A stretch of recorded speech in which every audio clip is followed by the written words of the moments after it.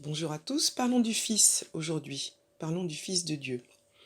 Alors en introduction, on va faire un petit peu de vocabulaire biblique. Quels sont les différents sens du mot Fils dans la Bible? Le premier sens, c'est un enfant mâle descendant direct. Par exemple, dans Genèse 27, verset 1, Isaac devenait vieux et ses yeux s'étaient affaiblis au point qu'il ne voyait plus. Alors il fit appeler Ésaü, son fils aîné, et lui dit: Mon fils. Et il lui répondit: Me voici. Dans ce texte, Ésaü est tout simplement le fils, enfant mâle direct d'Isaac. Dans Exode 2, verset 10, le sens du mot fils peut être celui de enfant adopté. Par exemple, dans la vie de Moïse, Exode 2, verset 10, quand Moïse eut grandi, donc sa nourrice l'emmena à la fille de Pharaon, et il fut pour elle comme un fils. Elle lui donna le nom de Moïse, car, dit-elle, je l'ai retiré des eaux. À ce moment-là, Moïse devient le fils adoptif de la fille de Pharaon. Dans Malachie 3, verset 6, le mot fils désigne une descendance plus éloignée ou un descendant plus éloigné. Car je suis l'Éternel, je ne change pas, et vous, enfants, fils de Jacob, vous n'avez pas été consumés. Voilà. Quand on parle de fils de Jacob, dans ce sens-là, c'est la descendance plus éloignée.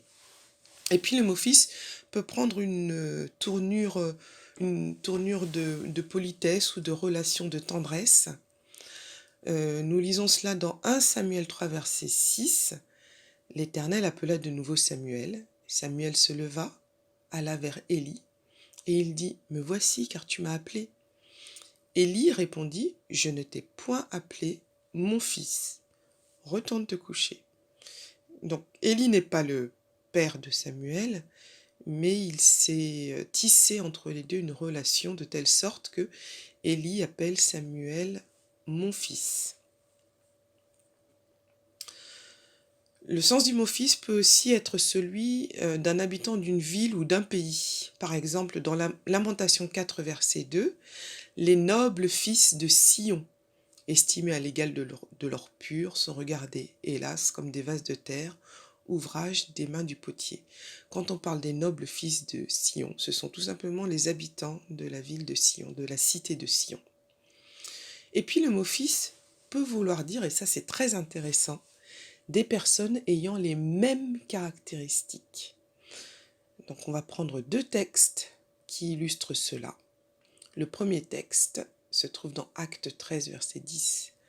Homme plein de toute espèce de ruse et de fraude, fils du diable, ennemi de toute justice, ne cesseras-tu point de pervertir les voies droites du Seigneur?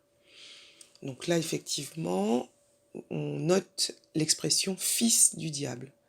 C'est tout simplement quelqu'un qui a les mêmes caractéristiques que le diable. Et dans Romains 8, verset 14, car tous ceux qui sont conduits par l'Esprit de Dieu sont fils de Dieu. Donc ceux qui sont conduits par l'Esprit de Dieu ont les mêmes caractéristiques que Dieu, et donc ils sont fils de Dieu. Ça c'est intéressant lorsque on va justement parler de qui est le Fils de Dieu. Donc on a fait un petit tour sur différents points de vocabulaire, et en réalité le mot, l'expression Fils de Dieu reprend un petit peu de chaque définition que nous avons vue plus haut. J'aimerais maintenant que nous nous tournions vers l'Ancien Testament et que nous essayions de découvrir à travers quelques textes. J'ai fait une sélection puisqu'il y a énormément de textes dans lesquels la notion de fils de Dieu est présente, mais j'ai fait une sélection et je vais vous en présenter quelques-uns. Le premier texte, d'ailleurs historiquement c'est le premier texte qui parle de ce personnage qui s'appelle le Fils de Dieu, c'est dans Genèse 3, verset 15. Je mettrai entre toi et la femme, donc Dieu s'adresse au serpent, non pas le serpent l'animal, mais l'être maléfique qui se cache derrière le serpent, à savoir Satan. Donc je mettrai inimitié entre toi et la femme, entre ta postérité et sa postérité. Celle-ci, c'est-à-dire la postérité de la femme, t'écrasera la tête et tu lui blesseras le talon. Donc c'est la première référence à une postérité de la femme, quelqu'un qui doit venir être issu de la femme, et qui un jour écrasera la tête du serpent, écrasera la tête du mal. Dans Genèse 49, verset 10, on nous parle du Shiloh. C'est un mot assez obscur. On nous dit la chose suivante. Alors, ça fait partie des bénédictions que donne Jacob à ses fils. Et quand il s'adresse à Judas qui est un descendant du Fils de Dieu, de Jésus, quand il s'adresse à Judas, son père Jacob lui dit « Le sceptre ne s'éloignera point de Judas, ni le bâton souverain d'entre ses pieds, jusqu'à ce que vienne le Shiloh et que les peuples lui obéissent. » Donc là, on nous révèle qu'un jour viendra celui qu'on appelle le Shiloh, et tous les peuples lui obéiront, et il aura tous les attributs du roi, c'est-à-dire le sceptre, le bâton du roi. Si on avance dans Genèse 14, verset 18, on nous parle de Melchisédek, roi de Salem, qui apporte du pain et du vin, et il est sacrificateur du Dieu très haut. Et on nous dit, alors c'est plus tard dans le Nouveau Testament, que le roi de Salem, roi Salem ça veut dire paix, est une image de Jésus, est une image du Fils de Dieu qui va venir. Et c'est pour ça qu'on retrouve le symbolisme du pain et du vin qui est apporté à Abraham. Et on nous dit qu'il est sacrificateur du Dieu très haut. Autrement dit, il est prêtre, il est le représentant du Dieu très haut. Plus tard, dans Deutéronome 18, verset 18, on est à l'époque de la vie de Moïse. Et Moïse annonce au peuple que Dieu va susciter au milieu d'eux un prophète. Et c'est Dieu qui parle. « Je leur susciterai au milieu de leurs frères un prophète comme toi Moïse. Je mettrai mes paroles dans sa bouche et il leur dira tout ce que je lui commanderai. » Autrement dit, le peuple d'Israël savait qu'un prophète comme Moïse devait arriver, un prophète dans la bouche duquel il y avait les paroles de Dieu. Et ils étaient dans l'attente de cet être, de cette personne. Beaucoup plus tard, dans 1 Samuel 7, verset 13, on nous dit que le Fils de Dieu sera un descendant de David. C'est à la fin de la vie de David, Dieu lui parle, par l'intermédiaire d'un prophète, et Dieu dit à David que c'est ton descendant, ta postérité, qui bâtira une maison pour mon nom, et je rendrai stable pour toujours son trône royal. Moi je serai pour lui un père, et lui sera pour moi un fils. Et plus loin on dit, ma fidélité ne lui sera pas retirée, comme je l'ai retirée à Saül. Ta maison et ta royauté subsisteront toujours devant moi, ton trône sera stable pour toujours. Donc dans ce texte, on nous annonce la venue d'un roi, descendant de David, dont le trône royal existera pour toujours. Et on nous dit même que à un moment, cette personne va être corrigée avec le bâton à la manière humaine. Je le frapperai comme font les hommes. Et donc on annonce par là le fait que le Fils de Dieu, Jésus, va prendre sur lui les péchés des hommes. Et il sera frappé à la manière des hommes. Deux textes dans Ésaïe qui parlent du nom Emmanuel. Emmanuel qui veut dire Dieu avec nous. Ésaïe 7, verset 14, c'est pourquoi le Seigneur lui-même vous donnera un signe. Voici, la jeune fille deviendra enceinte, elle enfantera un fils et elle lui donnera le nom d'Emmanuel. Donc il y aura une jeune fille vierge qui enfantera un fils, le Fils de Dieu, et elle lui donnera le nom d'Emmanuel, Dieu avec nous. Ésaïe 8, verset 8, il pénétrera dans Juda, il débordera, il inondera, il atteindra jusqu'au cou. Le déploiement de ses ailes remplira l'étendue de ton pays, ô Emmanuel. Donc là encore, on parle de l'œuvre de Jésus qui là s'appelle Emmanuel, c'est-à-dire Dieu avec nous. On peut aussi faire allusion à la nuée qui conduisait le peuple hébreu lors de sa sortie en Égypte et pendant tout le temps, les 40 années où ils sont restés dans le désert.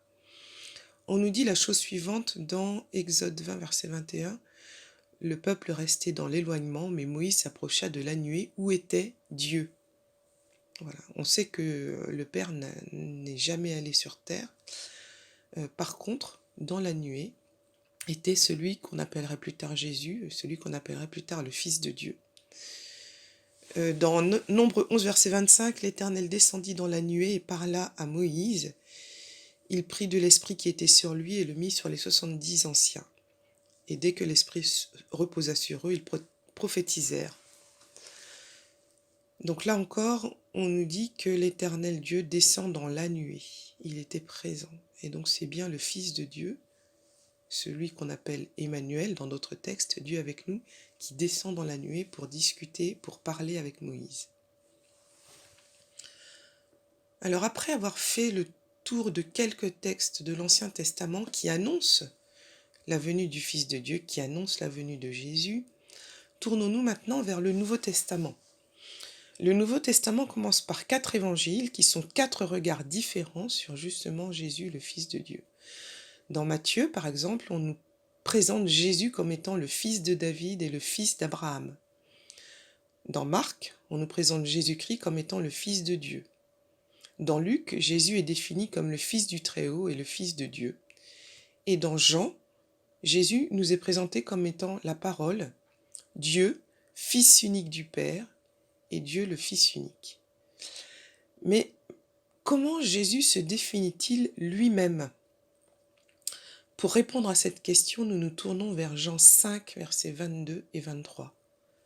Le Père ne juge personne, mais il a remis tout jugement au Fils, afin que tous honorent le Fils comme ils honorent le Père. Celui qui n'honore pas le Fils n'honore pas le Père qui l'a envoyé. Voilà, donc Jésus se présente comme étant comme le Père. Il a droit au même niveau d'honneur que le Père. Dans Jean 10, verset 30, il précise même les choses. Moi et le Père, nous sommes un.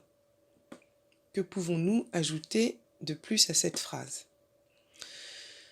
Dans Jean 14, versets 8 et 9, nous lisons, Philippe lui dit, donc il dit à Jésus, « Seigneur, montre-nous le Père, et cela nous suffit. » Jésus lui dit, « Il y a si longtemps que je suis avec vous, et tu ne m'as pas connu, Philippe ? Mais celui qui m'a vu a vu le Père. Comment dis-tu, montre-nous le Père ? »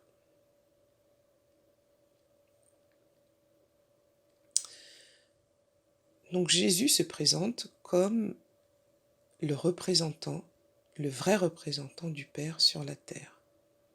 Autrement dit autrement, il se présente comme étant Emmanuel, Dieu avec nous. Alors on peut se poser la question, à quel moment le mot « fils » apparaît-il pour définir Jésus ? Je vous propose de prendre un texte qui se trouve dans Luc, chapitre 1, et les versets 30 et 32, 30 à 32. C'est l'ange qui annonce quelque chose à Marie, celle qui va être la mère de Jésus. L'ange lui dit, « Ne crains point Marie, car tu as trouvé grâce devant Dieu. Et voici, tu deviendras enceinte, et tu enfanteras un fils. Tu lui donneras le nom de Jésus. Il sera grand et sera appelé Fils du Très-Haut. Et le Seigneur Dieu lui donnera le trône de David, son père. » Donc, à partir du moment où Marie met au monde Jésus, eh bien Jésus sera appelé le Fils du Très-Haut. C'est à ce moment-là qu'on commence à utiliser le mot « fils » pour définir Jésus. Alors après avoir fait un petit peu le tour de quelques textes des évangiles, toujours dans le Nouveau Testament, découvrons ce que Paul dit du Fils de Dieu. Qu'est-ce que Paul dit de Jésus-Christ ? Alors j'ai choisi un texte pour cela, Philippiens chapitre 2, les versets 5 à 11. Ayez en vous les dispositions qui sont dans le Christ Jésus. Ayant la condition de Dieu, ne retint pas jalousement le rang qui l'égalait à Dieu. Mais il s'est anéanti, prenant la condition de serviteur, devenant semblable aux hommes.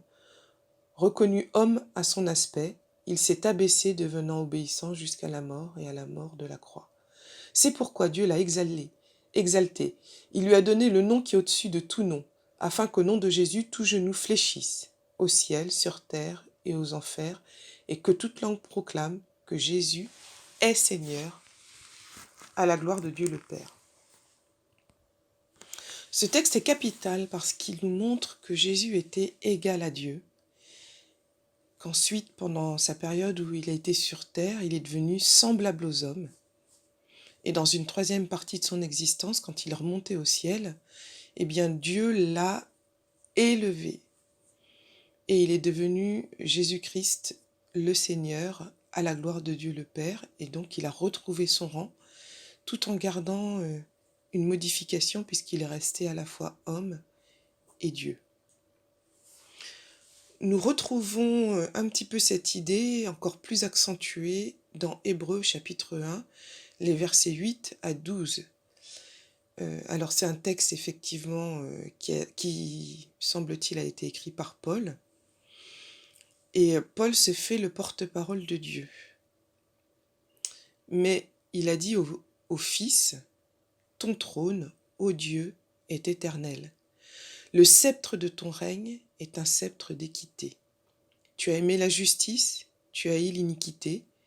C'est pourquoi, ô Dieu, ton Dieu t'a oint d'une huile de joie au-dessus de tes égaux. » Et encore, « Toi, Seigneur, tu as au commencement fondé la terre et les cieux sont l'ouvrage de tes mains.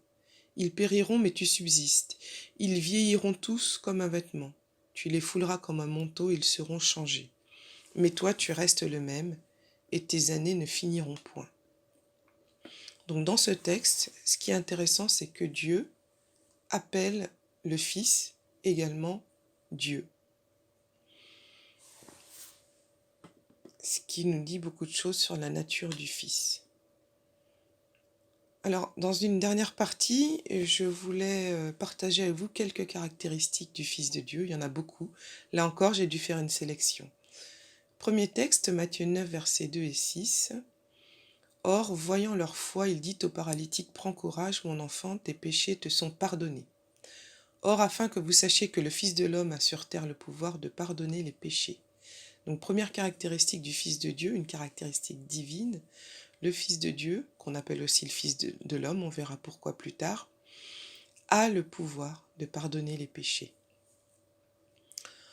Dans Matthieu 25, verset 1, « Lorsque le Fils de l'homme viendra dans sa gloire avec tous les anges, il s'assiera sur le trône de sa gloire. » Alors ce texte nous explique que Jésus va s'asseoir sur le trône. Dans la Bible, le trône symbolise le lieu de jugement. Donc le Fils a le pouvoir de juger. Dans les premiers versets de Jean chapitre 1, on nous dit « Au commencement était la parole, et la parole était avec Dieu, et la parole était Dieu. Elle était au commencement avec Dieu, toutes choses ont été faites par elle, et rien de ce qui n'a été fait sans elle. En elle était la vie, et la vie était la lumière des hommes. » Dans ce texte, nous découvrons que le Fils de Dieu, qu'on appelle ici la parole, était non seulement avec Dieu, mais il était Dieu lui-même, et qu'il a créé toutes choses. Nous apprenons également que la vie se trouve dans le Fils, et que c'est la vie qui est la lumière des hommes. Dans Jean 20, verset 28, Thomas, voyant Jésus ressuscité, l'appelle « Mon Seigneur et mon Dieu ». Par là même, nous savons que le Fils de Dieu est à la fois le Seigneur et le Dieu. Dans Philippiens 2, versets 10 et 11, Paul nous dit que au nom de Jésus, tout genou fléchit dans les cieux, sur la terre et sous la terre, et que toute langue va confesser que Jésus-Christ est Seigneur, à la gloire de Dieu le Père. Donc là encore, on a tous les attributs d'un divin. En tout cas, le Fils de Dieu nous est présenté comme quelqu'un qu'on adore, quelqu'un devant qui on fléchit le genou. Une autre caractéristique se trouve dans 1 Jean 3,16. Nous avons connu l'amour en ce qu'il a donné sa vie pour nous. Nous aussi, nous devons donner notre vie pour les frères. Donc c'est la même caractéristique que le Père, c'est la caractéristique de l'amour. Mais l'amour en action, parce que c'est un amour qui donne sa vie pour sauver les autres. Et c'est un amour qui est un exemple pour nous tous. Une autre caractéristique qui se trouve dans Apocalypse 5, les versets 5 et 6. C'est une scène qui se passe dans le ciel, et dans le ciel, il y a des anciens. Et l'un des anciens parle à Jean, qui a écrit ce texte, et il dit « Ne pleure point, voici le lion de la tribu de Juda, le rejeton de David a vaincu pour ouvrir le livre et les 7 sceaux. Et je vis, au milieu du trône et des 4 êtres vivants, au milieu des anciens, un agneau qui était là comme immolé. Il avait 7 cornes, 7 yeux, qui sont les 7 esprits de Dieu envoyés sur toute la terre. » Alors ça, c'est un texte extraordinaire qui nous montre que la seule personne qui est digne d'ouvrir le livre, je pense que c'est un livre très particulier, un livre de jugement, le seul qui a cette dignité-là, c'est le lion de la tribu de Juda, le rejeton de David, autrement dit le même personnage dont nous parlons depuis le début, le Fils de Dieu. Et à ce moment-là, ce Fils de Dieu est présenté comme un agneau immolé. Il faut le comprendre dans le sens où, du temps des Israélites, lorsque les Israélites péchaient, eh bien, ils présentaient un agneau et ils le sacrifiaient. Et ce sacrifice devait symboliser le sacrifice de Jésus sur la croix. Donc par là même, nous comprenons que si nous sommes sauvés, c'est grâce au sacrifice de Jésus, et c'est ce sacrifice qui le qualifie pour ouvrir le livre du jugement. Nous apprenons également dans ce texte qu'il a 7 cornes et 7 yeux, et c'est la plénitude de l'Esprit de Dieu. C'est la plénitude de l'Esprit Saint que Jésus envoie pour que nous puissions mener à bien la mission pour laquelle nous sommes sur terre. Mais ça, nous en discuterons sûrement une autre fois. Alors, je vous avais promis de revenir sur la notion de Jésus, homme, fils de l'homme. Qu'est-ce que veut dire cette expression ? Eh bien, nous trouvons la réponse dans Jean 1, verset 14. « Et la parole a été faite chair. Elle a habité parmi nous, pleine de grâce et de vérité, et nous avons contemplé sa gloire, une gloire comme la gloire du Fils unique venu du Père. » Donc le fait que cette parole, qui était égale à Dieu, s'est dépouillée de sa divinité pour devenir homme, on l'appelle Fils de l'homme. Dans Matthieu 18, verset 11, on nous dit « Car le Fils de l'homme est venu sauver ce qui était perdu. » Autrement dit, s'il s'est dépouillé de sa divinité, s'il a revêtu l'humanité, s'il s'est fait appeler Fils de l'homme alors qu'il est également Fils de Dieu, c'était pour sauver ce qui était perdu. Alors, je voudrais vous laisser avec une question. Pourquoi utiliser le mot « fils » pour parler de celui qui a été Jésus-Christ ? Pourquoi utiliser le mot « fils » ?